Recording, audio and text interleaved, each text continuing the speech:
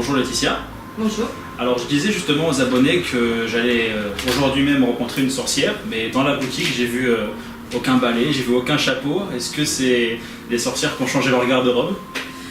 Non, c'est qu'en fait c'est un stéréotype. Effectivement, les chapeaux, ça a une histoire, les balais également. Les balais, si vous balayez d'est en ouest, ça éloigne les énergies négatives, mais ça c'est beaucoup des idées de grand-mère en fait, des boniments de bonne femme de l'époque. Mais c'est vrai qu'à l'époque les sorcières le faisaient parce que chaque objet a vraiment une symbolique.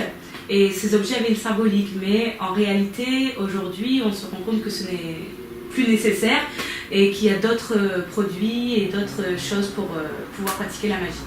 D'accord. Donc est-ce que le mot sorcière, encore au jour d'aujourd'hui, est-ce que c'est un mot péjoratif?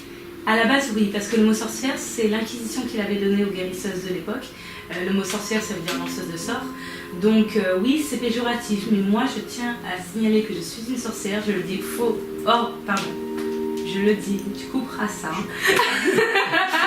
Je le dis haut et fort parce que vraiment, j'ai ouvert cette boutique dans vraiment l'intention de montrer aux gens que les sorcières, les sorciers, c'est pas comme on voit à la télé, c'est pas ce que les gens s'imaginent, que c'est autre chose. La magie, comme on appelle ça, en fait, c'est simplement de la manipulation d'énergie. Tout est énergie autour de nous, les gens sont des énergies et en fait, voilà, une sorcière, c'est simplement quelqu'un qui est connecté à ces énergies-là et qui arrive à les manipuler. D'accord. Donc toi, tu m'as dit que tu es une sorcière Wiccan. Oui. Alors le Wiccan, c'est quoi? Est-ce que toutes les sorcières sont Wiccan ou est-ce que c'est juste une filière? Une filière, oui. En fait, il y a plusieurs filières, comme on peut appeler ça. La Wicca, c'est un mouvement qui est apparu dans les années 50, en fait. C'est Garner qui a lancé ce mouvement. Il y a des choses un peu New Age, mais comme il y a des choses très réelles et vraies, quand les gens s'imaginent par exemple un rituel, s'imaginent qu'on invoque le démon ou autre, en fait non, un autel avec des objets qui représentent une symbolique, c'est vraiment quelque chose, c'est surtout pour mettre l'esprit en condition pour travailler les énergies et autres, donc c'est plus symbolique que nécessaire. D'accord. Donc là, on est bientôt à Noël, ta boutique a fêté ses 1 an, Oui. an et 2 mois. C'est ça. Alors, pourquoi avoir décidé d'ouvrir une boutique ésotérique? Parce que je pratique donc la magie depuis que je suis toute jeune et donc je suis la première cliente et sur Nice il y a pas énormément de boutiques ésotériques, donc j'avais énormément de mal à trouver les outils et les ingrédients nécessaires à ce que je pratiquais. Et commander des choses sur internet, souvent ça nous joue des tours, on a besoin de sentir l'énergie des pierres, l'énergie des objets qu'on achète, et c'est vrai que moi souvent quand j'achetais sur internet je me retrouvais avec des pendules ou des choses auxquelles je n'arrivais pas du tout à me connecter. Donc déjà pour ça, pour que les gens puissent vraiment avoir accès à cette spiritualité, j'ai surtout ouvert une boutique ésotérique pour ouvrir les gens à la spiritualité parce que c'est quelque chose qui fait partie de l'être humain. Un homme, on peut le représenter par un triangle. D'ailleurs, dans beaucoup de religions ou autres, l'homme est représenté par un triangle. Vous avez le côté psychologique, le côté physique et le côté spirituel. Et aujourd'hui, le problème, c'est qu'on a perdu ce côté spirituel. Donc, j'ai ouvert cette boutique surtout pour aider les gens à pouvoir se rééquilibrer et se sentir bien dans le monde actuel. D'accord. Et justement, en parlant des clients, c'est vrai qu'on n'a pas l'habitude de voir une boutique comme ça. Les clients, quand ils rentrent ici, est-ce qu'ils rentrent par curiosité ou ils savent qu'ils peuvent trouver des réponses à leurs questions? J'ai des gens qui rentrent par curiosité, mais ils finissent par poser des questions quoi qu'il arrive. Donc vraiment, les gens viennent dans cette recherche d'information, dans cette recherche spirituelle. Toutes les personnes inconsciemment sont dans cette recherche chronique de spiritualité. Et donc ils viennent me voir, j'expose ma façon de voir les choses, ma façon de voir le monde tout simplement, et j'ai beaucoup de personnes qui y adhèrent. Après voilà, je fais également de la voyance et du nettoyage énergétique, donc ça, les gens qui se sont un peu perdus viennent à la boutique et on parle de tout ça et je les aide justement à avancer. Ok. On voit dans ta boutique 2 univers. Tu as l'univers où tu as des épées, des armures, des armes, et un univers où on est plus dans les pendules, dans les pierres, dans tout ce qui est donc lithothérapie, des encens. Pourquoi toi et ton homme, vous avez décidé de choisir ces 2 univers-là? Alors l'univers ésotérique, c'est le mien. Et j'ai une deuxième passion, je fais partie d'une association médiévale, donc je suis vraiment passionnée par cette époque médiévale et surtout par l'histoire des sorcières à l'époque médiévale. Il ne faut pas oublier qu'il y a eu une chasse aux sorcières et tout ça.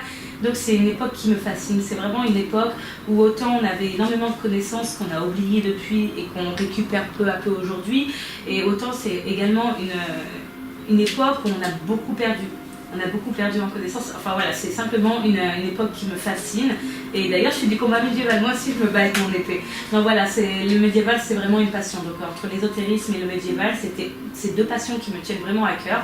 Et donc quand j'ai ouvert la boutique, et Laurent pareil, c'est quelqu'un qui est passionné par l'époque médiévale.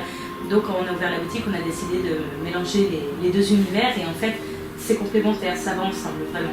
D'accord. Quand on rentre dans ta boutique, la première fois que je suis rentré moi-même, on a l'impression que le temps s'arrête, qu'on fait abstraction de tout ce qu'il y a dehors, on se sent apaisé.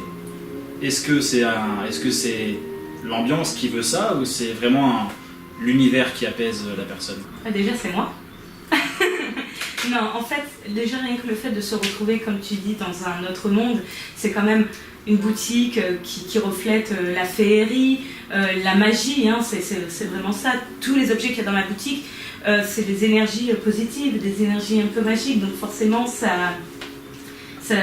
on a vraiment l'impression d'être ailleurs parce qu'on est ailleurs, on est dans une autre époque, c'est pas ce qu'on voit tous les jours partout, les gens sont devenus très cartésiens et n'ont plus l'habitude de ressentir ces énergies et de voir tout ça. Et aussi parce que ma boutique, je l'ai protégée de certaines façons. J'ai fait un peu de magie également pour protéger ma boutique parce que la plupart du temps, les gens qui viennent me voir sont des gens qui sont pas bien. Donc toutes ces énergies négatives, ils les déposent dans la boutique. Et donc je fais des nettoyages réguliers et je fais attention à l'ambiance de ma boutique. Elle représente ce que je suis. Donc apaisante, rassurante et c'est vraiment ce que je veux communiquer à mes clients. Donc toi, tu es Wiccan, oui. Comme tu me l'avais dit. Comment tu as su que tu avais cette particularité, ce don pour ça? Tu t'es pas levé un matin en disant ça y est, je suis Wicca et c'est parti. En fait, à la base, tout le monde a ses capacités. Tous les gens ont cette capacité. Un enfant de 0 à 7-8 ans est hypersensible aux énergies qui nous entourent. Souvent, on compare ça à l'imagination des enfants ou peut-être à l'ami imaginaire d'un enfant, mais les enfants voient réellement ces choses. Et ensuite, quand on grandit, les parents nous inculquent une éducation et dans leur éducation, ils nous inculquent que ça, on peut toucher, c'est réel, et ça, on ne peut pas toucher, ce n'est pas réel. Et en fait, le cerveau va interpréter l'information et va tout fermer. Moi, j'étais une enfant qui était très hypersensible justement à ces énergies et ça ne s'est jamais refermé. Et donc, à l'âge de 11 ans, j'ai rencontré une dame. D'ailleurs, cette dame, si elle m'écoute, j'aimerais bien la retrouver un jour. J'ai fait un marché avec mes parents et c'était une dame qui vendait donc des pierres et des pendules. Elle était dans la lithothérapie. Et à l'époque, c'était il y a 20 ans, enfin, tout le monde la prenait un petit peu pour une folle avec ces pierres. La lithothérapie n'était pas encore entrée dans les mœurs. Et elle est venue vers moi. Et elle m'a dit qu'elle me sentait, que ce que je voyais, ce n'était pas une malédiction, que ce n'était pas mon imagination, que c'était un don et qu'il fallait justement que je le développe, que j'étais prédestinée à aider les gens.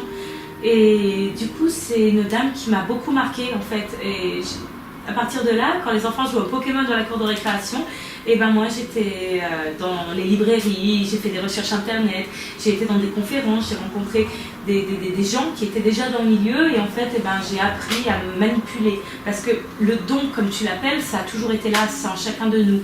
Le plus compliqué, c'est d'apprendre à le maîtriser et à ne pas se laisser bouffer la vie en quelque sorte par ça.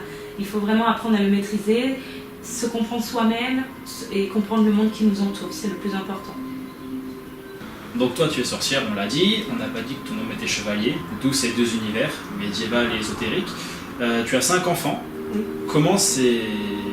Comment on arrive à parler aux gens quand les enfants disent, surtout à leurs professeurs, ma mère est sorcière, mon père est chevalier? Alors jusqu'à maintenant ça n'a pas posé de problème. Je pense que les adultes, quand ça sort de la bouche des enfants, surtout des plus jeunes, doivent surtout trouver ça mignon, penser que voilà, les enfants voient leur papa comme un chevalier et leur maman comme une sorcière. Vous êtes un peu des super-héros. Voilà, c'est ça, en fait, les gens doivent penser que nos enfants nous voient comme des super-héros. Et c'est pas quelque chose pour l'instant qui pose problème, parce que je connais les professeurs, je connais les parents d'élèves, et franchement, pour l'instant, j'ai pas encore rencontré ce genre de problème. Voilà, pour l'instant, c'est encore mignon dans la bouche des enfants. Vous pensez du coup que vous avez une éducation qui est différente des autres parents? Ou à la maison, on oublie le chevalier et la sorcière? On est obligé, dans l'éducation de nos enfants, faut quand même les éduquer hein, dans le monde dans lequel on vit. Donc non, on est des gens normaux, vraiment, on vit normalement. Chez moi, c'est pas une grotte, je ne vis pas avec des chaudrons et des balais partout dans la maison. On est des parents tout à fait normaux, on est des personnes totalement normales. Par contre, moi, quand mon fils va venir me voir, on me disait, maman, il y a quelqu'un dans ma chambre, je vais pas lui dire non, t'as fait un cauchemar, retourne te coucher. Je vais aller avec lui dans la chambre et on va demander gentiment à ce qu'il se trouve dans la chambre de partir. Voilà, c'est en ça que ça change. Mes enfants, je les élève normalement, mais tout en développant leur côté spirituel, parce que c'est quelque chose qui est très important pour l'être humain. Eh ben merci. Je te laisse faire ta publicité sur le Calice. Tu as une page Facebook, le Calice. Oui, le Calice. J'ai ma page également de consultation qui s'appelle Nessa Wicca. L'adresse de la boutique 1 rue Barbéris à Nice. Et le site marchand internet qui est www.lecalice-nice.com. Je te remercie, Laetitia.